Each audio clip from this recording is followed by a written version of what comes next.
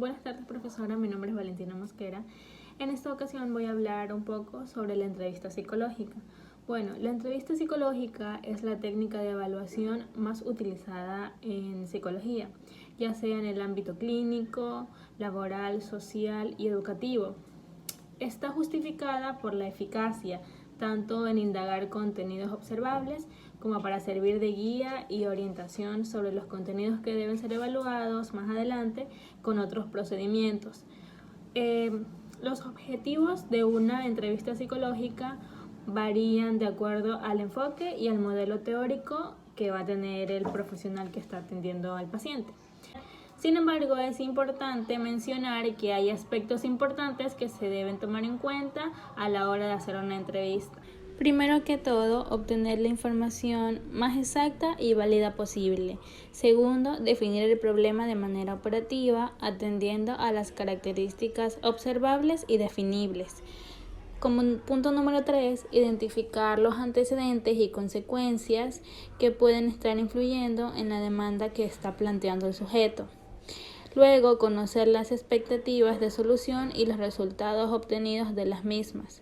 También establecer hipótesis diagnósticas y justificar el proceso de evaluación psicológica.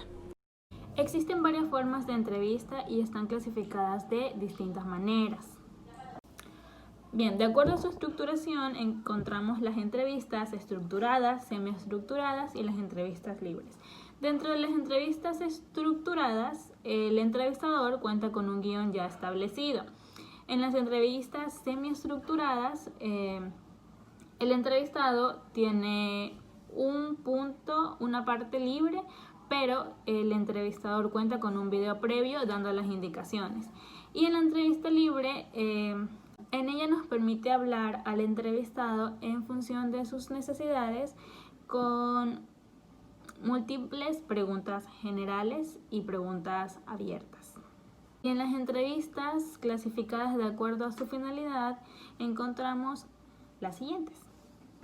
La entrevista diagnóstica. Esta alienta a establecer un diagnóstico y suele ir posteriormente acompañada de otros instrumentos de evaluación que permiten contrastar los recorridos de la entrevista. También está la entrevista consultiva, que intenta dar respuesta a un tema específico y no destinado a proseguir con un trabajo clínico posterior. También encontramos la entrevista terapéutica o la entrevista de consejo, que procura adaptar socialmente al sujeto y reorganizar su afectividad. También la entrevista de investigación, la cual tiene como propósito reunir personas que complementen con datos útiles para una investigación y abrir nuevas vías de conocimiento de problemas psicológicos en un sentido amplio. También es importante mencionar las entrevistas de orientación vocacional, que consisten en orientar al sujeto en relación a qué estudios elegir o cuál es el ámbito profesional más idóneo para él. Otro aspecto importante es que la entrevista psicológica cuenta con diferentes momentos y cada uno de esos momentos tiene un carácter técnico.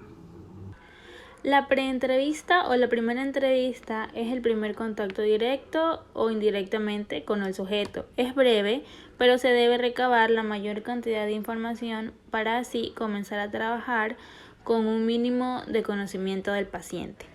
La apertura, sin embargo, es donde se establece un momento en el que el paciente ya ha llegado. Incluye dos elementos fundamentales: el establecimiento del encuadre, es decir, las condiciones, las pautas y las reglas que se dirigen durante el proceso y donde se crea el vínculo de confianza entre el terapeuta y el paciente.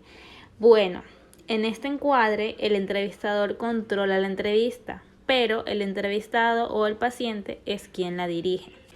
Y por último, la post-entrevista es cuando el terapeuta une los puntos, los datos y trabaja organizando lo que posteriormente se convertiría en una terapia. Para ser un buen profesional tenemos que conocer varios aspectos, y más aún si queremos lograr cumplir con nuestro paciente y que nuestras entrevistas sean exitosas.